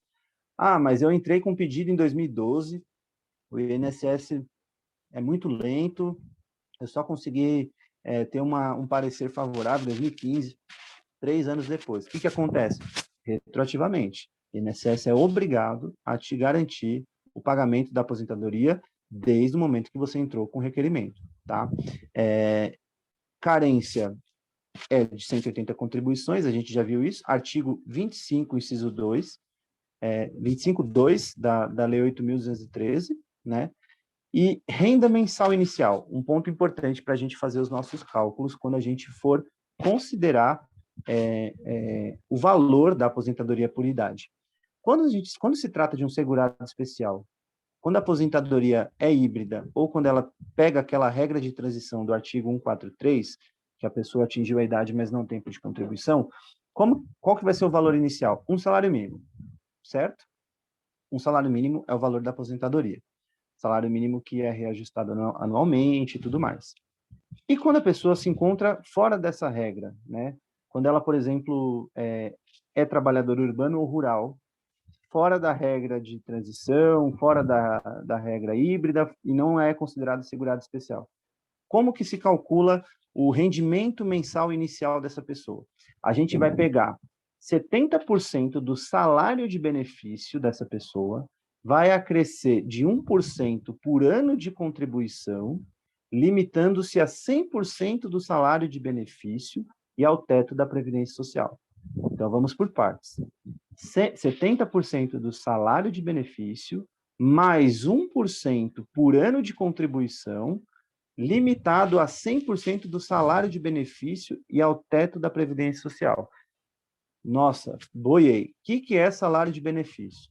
Salário de benefício não é, o salário que a pessoa está contribuindo agora, por exemplo, mas sim a média aritmética dos 80% maiores salários de contribuição ao longo da trajetória da pessoa. Então, a pessoa trabalhou em diversos locais diferentes.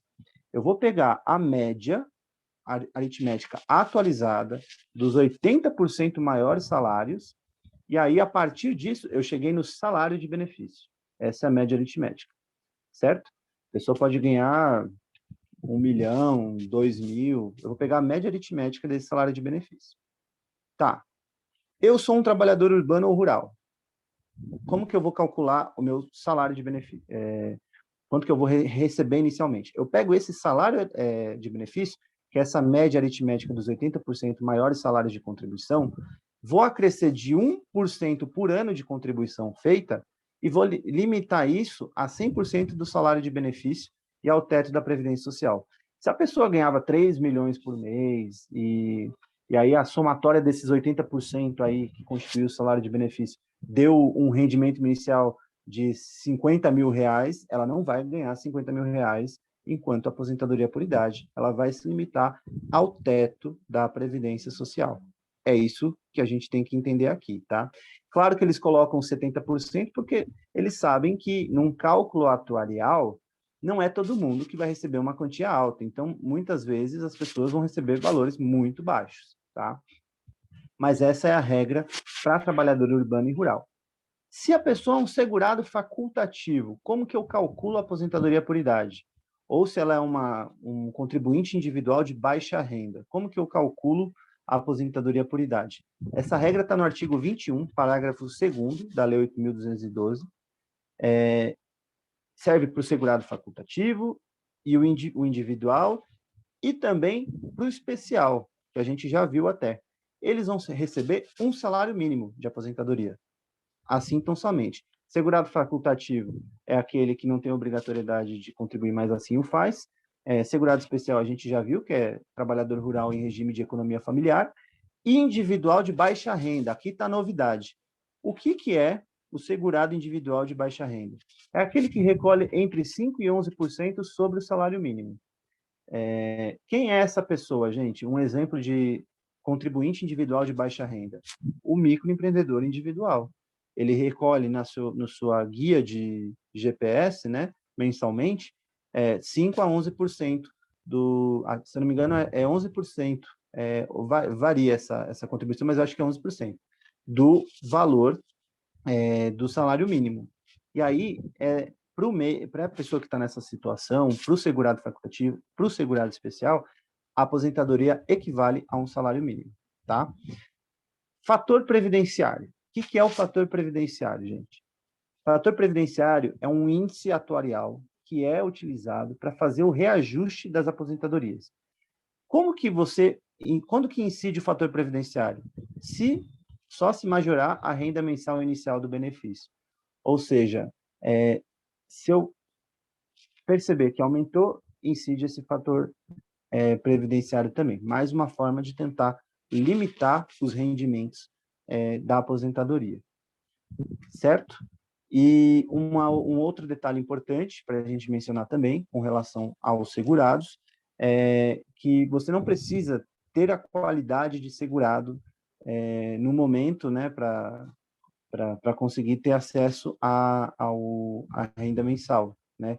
Salvo aquela situação específica do trabalhador rural que precisa ter demonstrado que há um tempo muito recente ele estava trabalhando enquanto trabalhador rural, via de regra você não precisa ter a qualidade de segurado, você só precisa atingir a idade e conseguir comprovar as contribuições que você fez para você ter acesso à aposentadoria por idade.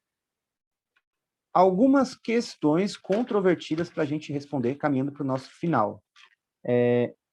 Eu recebo auxílio-doença durante um período que eu permaneci afastado do trabalho. Isso conta para fins previdenciários? Sim. O auxílio-doença conta como tempo de contribuição e período de carência também, tá? É importante frisar isso. Mas, Helder, tudo bem, estou afastado lá pelo INSS, estou recebendo auxílio-doença. Eu preciso contribuir nesse período?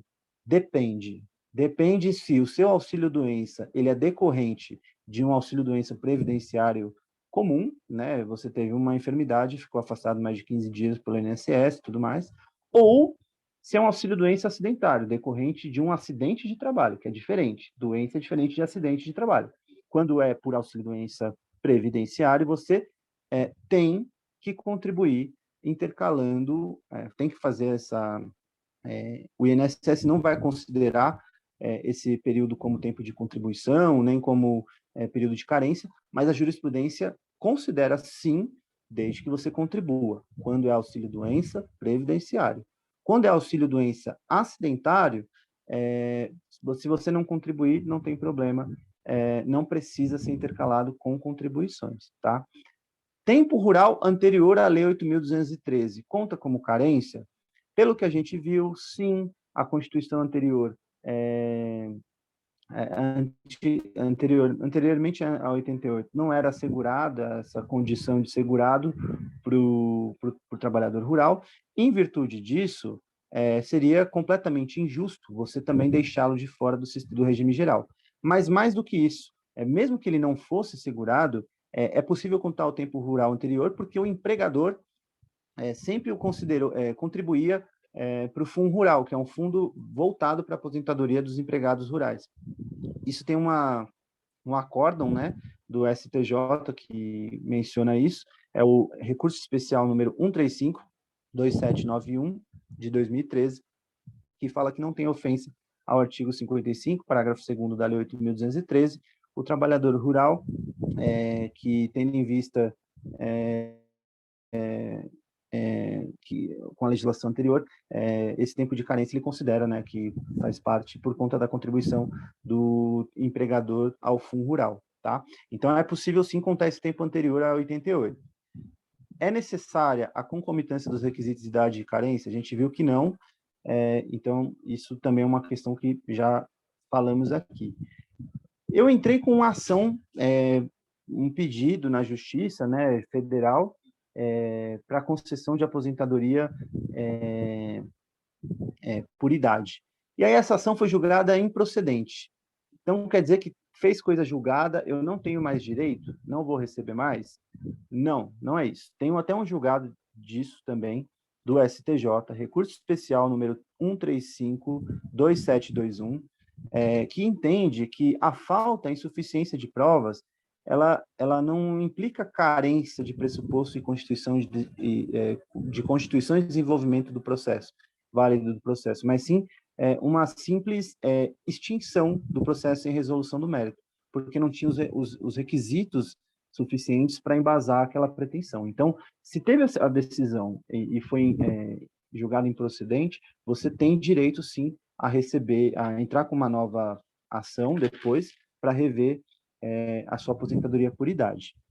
E aí vamos entrar numa outra questão. A pessoa entrou com uma ação na Justiça Federal pedindo a concessão de aposentadoria por idade, só que chegou lá, não tinha o tempo de contribuição ainda completo. A ação vai ser julgada improcedente de imediato? Não. Desde que a gente coloque lá na nossa inicial um pedido subsidiário de reafirmação dessas contribuições durante o processo judicial. Porque até sair a sentença e até sair o acórdão de segunda instância, é perfeitamente possível que o segurado ele continue fazendo as contribuições dele. Se ele tinha 165 antes da ação, é possível que antes do julgamento na segunda instância ele já tenha 180.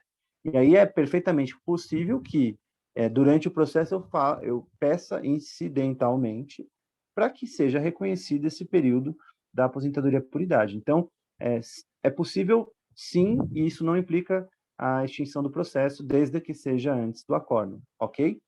E aí eu vou entrar agora em uma outra questão também que a reforma da Previdência trouxe, que é a prova testemunhal para a comprovação dessa aposentadoria por idade. A súmula 149 do STJ, ela fala o seguinte, que a prova exclusivamente testemunhal não basta a comprovação de atividade agrícola para efeito da obtenção de benefício previdenciário. A reforma da Previdência veio para deixar isso bem claro também para a gente, né? Que não basta só eu ter testemunha para conseguir comprovar que eu tinha essa relação de trabalho. Eu vou precisar de documentos, principalmente a Instrução Normativa da Receita até menciona, número 77 de 2015, até menciona quais são esses documentos. Então, só testemunha, a gente não vai ter a nossa pretensão reconhecida. Eu posso usar um documento de um parente próximo para comprovar minha atividade? Sim. Posso usar um documento do cônjuge, posso usar documento do companheiro. Tudo isso pode servir de meio de prova para a gente demonstrar a nossa atividade. E aí, algumas questões sobre esses documentos de prova. Eu preciso pegar um documento por ano de tempo de contribuição para comprovar? Não necessariamente. Se você tem um documento que comprove que do período tal até tal época você contribuiu, já serve. Você não precisa pegar o de 93, 94, 95. Tem lá uma anotação de carteira falando de 93 a 98. Ponto. Não precisa de ser todos os anos. Quais documentos são mais admitidos pela jurisprudência? Uma dúvida recorrente também. Certidão de nascimento dos filhos, constando que o pai e mãe era trabalhador rural, certidão de casamento, título de eleitor constando empregado rural, dispensa do serviço militar, que também está muito associado à situação do trabalho, né? São todos documentos válidos para se provar esse tipo de atividade, tá? Anotação em carteira de trabalho tem presunção de veracidade? Sim, jurisprudência admite que a anotação na CTPS tem previsão, mesmo que a pessoa não haja uma contribuição no CNIS, tem presunção de veracidade, sim, para comprovar a atividade rural, desde que não tenha rasura. Porque como é um documento físico, a gente está falando de carteira digital agora, carteira de trabalho digital agora. Então, não pode ter rasura, porque isso vai implicar ali uma certa dúvida, né, sobre a manipulação daquele documento. Então, é sempre importante tentar manter o documento o máximo possível conservado, né, nesse sentido. Pelo menos o documento físico, né, já que o digital não vai se aplicar em muitos desses casos, né. A gente está falando de situações muito anteriores à digitalização da carteira de trabalho. Sentença trabalhista tem presunção de veracidade? Tem, mas existe uma controvérsia muito grande na Justiça Federal sobre a citação da sentença trabalhista como um documento hábil para comprovar. Porque vamos lembrar o seguinte, gente, por mais que direito do trabalho e previdenciário estejam ali ligados quase que umbilicalmente, a competência envolvendo INSS é trazida para a União Federal. Então, perdão, para o INSS, para a União Federal. Então, o órgão que vai ser responsável pela apreciação é a Justiça Federal, não a Justiça do Trabalho, embora a Justiça do Trabalho pertença à Justiça Federal. É a Justiça Federal mesmo, propriamente dita. Não é toda a comarca que tem uma Justiça Federal. Existem várias cíveis, inclusive em algumas comarcas ainda pelo Brasil. Então, existe uma certa divergência. Se eu pego uma sentença trabalhista, eu consigo comprovar que aquela atividade foi desempenhada. Pelo juiz federal, por exemplo. Ele até aceita, em muitos casos, e bola para frente, assim que funciona, mas em outros vai precisar também de uma prova testemunhal na Justiça Federal. Só a sentença trabalhista não vai ser suficiente. Então, até uma prova testemunhal vai precisar ser complementada aí para comprovar essa situação de trabalho rural. Um outro ponto que a gente já até mencionou, se existe aposentadoria híbrida, tendo como último trabalho o trabalho urbano em detrimento do trabalho rural, porque a híbrida tem os dois, né? O rural e o urbano. Sim, é possível terminar como último período o urbano também. Exige-se que o segurado esteja trabalhando imediatamente antes do requerimento administrativo na aposentadoria por idade do empregado rural? Sim, a gente mencionou isso. É empregado rural, precisa demonstrar que estava trabalhando imediatamente antes e para conseguir comprovar o que estava nesse tipo de atividade, porque às vezes a pessoa nem atingiu a idade ainda, né? Então, é possível você precisa demonstrar que você estava trabalhando no meio rural. E no caso da aposentadoria por idade híbrida, que é aquela intercalada urbana e rural, Eu preciso demonstrar que eu estava trabalhando no meio rural na época do requerimento? Não, nessa não precisa, até mesmo porque o tempo da idade é maior do que as outras, é 65 anos homem, 60 mulher, e você pode terminar trabalhando no urbano, então não faz sentido você ter que trabalhar no rural para finalizar, ser uma obrigação isso.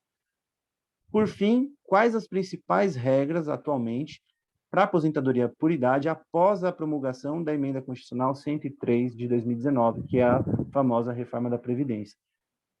Um ponto importante que modificou o artigo 201, parágrafo 7º da Constituição, 65 anos para homem e 20 anos de contribuição e 62 anos para mulher, acrescidos de 15 anos de contribuição para o segurado urbano, tá? Então aumentou esse requisito de contribuição das mulheres.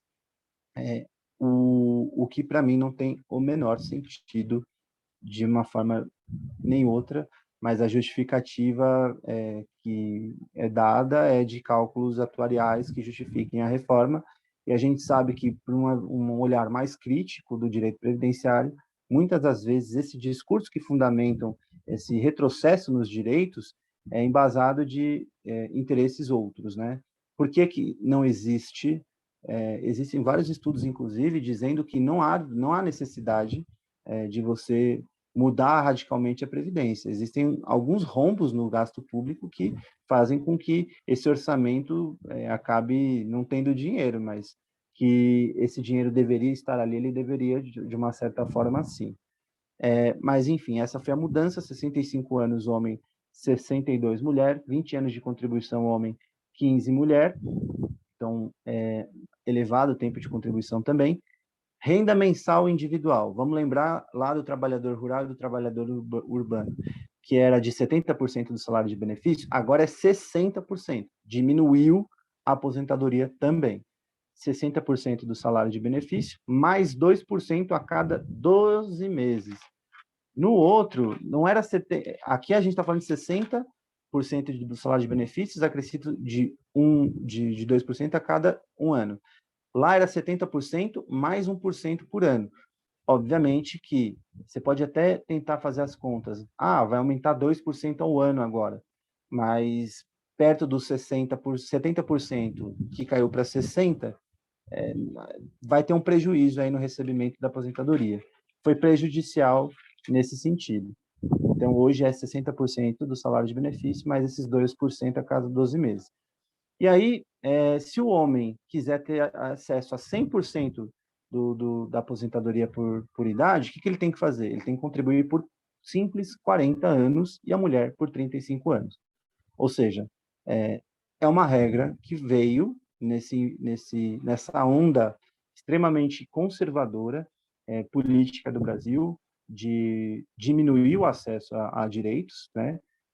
Que veio em conjunto com reforma trabalhista também, veio com o PEC dos gastos públicos também, que jogou o Brasil, fez um retrocesso assim, em termos de evolução de acesso em mais de 20 anos. Né? Então, os efeitos disso a gente ainda vai colher, estamos colhendo já, tem efeitos muito ruins, perversos a partir dessas mudanças, mas a tendência é que isso comece a ser sentido pelas pessoas com o tempo, e a gente sabe que leva muito tempo para tudo isso se modificar, a gente precisa despertar essa consciência coletiva, né, de participação no controle dos órgãos que elaboram, né, as leis, para fazer esse patamar anterior voltar a ser minimamente um pouco mais digno para as pessoas, em virtude de todos esses retrocessos que a gente tem enfrentado.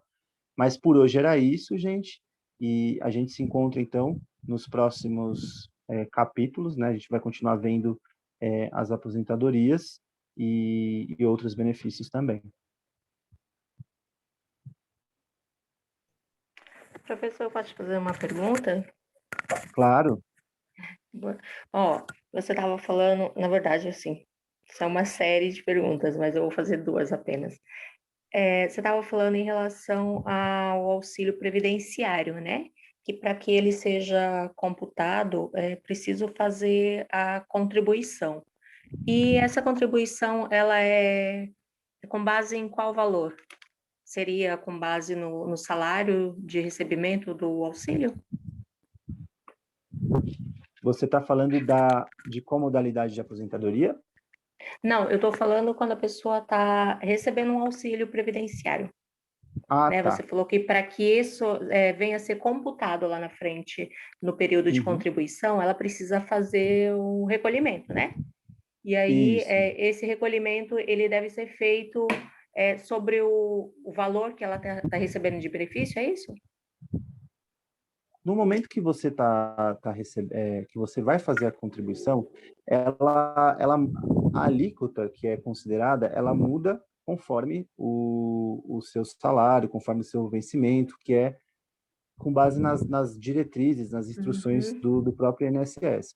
Isso muda conforme categoria, isso muda de uma regrinha para outra, assim, né, de atividade profissional.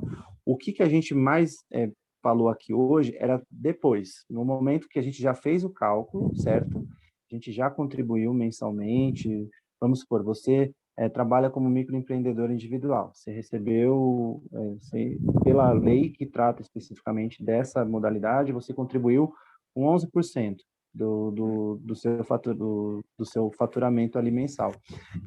Isso vai, depois de todas as suas contribuições, de todo o tempo de aposentadoria, de idade que você desenvolver nessa atividade, vai te gerar um salário inicial de recebimento da aposentadoria. A gente começou a falar um pouco de porcentagens dessa parte final. A gente não mencionou, por exemplo, o quanto que cada categoria profissional recebe, porque aí varia mesmo. Conforme tem todas no anexo da Lei Uhum. 8.213, também você consegue ver bastante toda essa diferenciação, é bem extenso, mas o que a gente está especificando é quanto que a pessoa vai receber efetivamente, depois de todas essas contribuições sendo feitas. Não sei se eu respondi sua pergunta. Mais ou menos, eu acho que eu não fui clara na dúvida. E outra questão, essa é ainda da primeira parte da aula, da reabilitação profissional, né? Como que é feita essa reabilitação? Porque, assim, eu não consigo vislumbrar isso diante dessa enorme diversidade que existe de cada caso, né? E eu penso que essa reabilitação para uma pessoa que está inserida no ambiente de trabalho, por exemplo, uma pessoa que trabalha no setor de mão de obra numa empresa e aí ela sofreu um acidente que gerou uma incapacidade, ela poder ser realocada numa área administrativa, por exemplo. Só que existem outras situações, por exemplo, uma pessoa que trabalha como empregada doméstica, que sofre um acidente e aí essa pessoa não tem trabalhou a vida inteira como empregada doméstica ou uma outra profissão qualquer, e ela não tem nenhum grau de instrução, e aí como que é feita essa reabilitação? Como todos os serviços do INSS, você precisa dar entrada pela via administrativa, né? Então, é, existem esse trabalho de reabilitação, ele existe não só via Previdência, mas ele existe também na área da assistência social. Existem alguns equipamentos, por exemplo, da assistência social, que são focados, especializados na questão da reabilitação profissional. Então, garante, por exemplo, que o indivíduo consiga acessar determinada oportunidade de trabalho, porque tem parceria com outras empresas, com ONGs, enfim, depois de passar um tempo sendo recebendo formação, né, sendo acompanhado, assistido e tudo mais. Só que isso na assistência. Para INSS, qualquer tipo de atividade, você tem que dar entrada pela via administrativa, né? E aí, a partir da designação de... Tudo no INSS envolve avaliação, perícia, né? Então, para verificar se você preenche aquela condição ou não, se você está incapacitado ou não, para posteriores encaminhamentos serem realizados somente a partir desses laudos mais conclusivos, tá? Mas eu diria que hoje, quem exerce esse papel mais fortemente de reabilitação é a assistência social, embora não exclua esse tipo de serviço em outras áreas da política pública. Também na saúde existe, e assim sucessivamente. Uhum. Tá bom. Não sei Obrigada, se eu tirei esse... professor. Mas a sua Sim. primeira dúvida era sobre alíquotas, é isso? Sim, a alíquota é com base na pessoa que está recebendo um auxílio previdenciário, né? Então, aquela pessoa que ela está afastada e ela está recebendo um auxílio previdenciário, ela precisa contribuir para poder futuramente isso vir a ser computado no tempo de contribuição dela, correto? E aí Isso, é com base entendi. nessa alíquota aí que eu fiquei na dúvida, porque essa alíquota seria com base no salário de Ah, sim. benefício dela? Entendi sua dúvida. Desculpa não ter entendido antes. O que acontece? Existe a diferença entre o auxílio-doença previdenciário e o auxílio-doença acidentário, né? O auxílio-doença acidentário é aquele que decorre de um acidente de trabalho propriamente dito. E aí o INSS, ele não reconhece, né, nem no acidentário, nem no previdenciário, como tempo de carência e tempo de contribuição. Mas a jurisprudência entende diferente. E aí isso é só uma deixa para que, caso a pessoa não venha a ser indeferida no INSS, pleiteie judicialmente dizendo o seguinte: olha, meu auxílio-doença é decorrente de acidente de trabalho.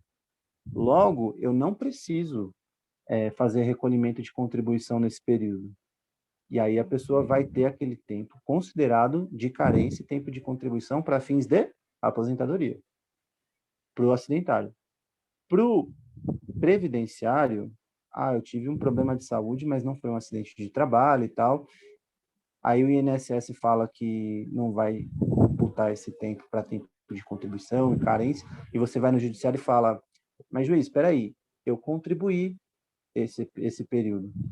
Então você tem que fazer sim a contribuição, o recolhimento, que é feito como se você estivesse trabalhando normalmente. Mas esse tempo mesmo que você não tenha trabalhado, você pode recolher e, no caso, o empregador tem a parte dele que ele tem que recolher, né? Você ainda vai ter um vínculo de emprego ali, né? Existe a cota do INSS, que é do patrão, e a cota do empregado, e você vai ter direito a receber, computar esse tempo como tempo de contribuição, sim. A mesma alíquota vai ser aplicada que já vinha sido descontada. Entendi. Obrigada, professor. Tá bom? Tá bom, Imagina. excelente aula. Muito obrigada, tá muito boa a sua aula. Obrigado, Obrigada, uma pessoal. excelente noite. A todos nós. Tchau, tchau. Tchau. Bom, acho que realmente não temos mais perguntas. Podemos encerrar a aula, professor? Podemos sim. Então tá ótimo. Professor, muito obrigada pela aula, uma excelente noite. Parabéns pela aula mais uma vez e nos vemos até na próxima. Nos vemos em breve, com certeza. Então tá bom. Tchau, gente. Boa noite. Tchau, tchau, gente.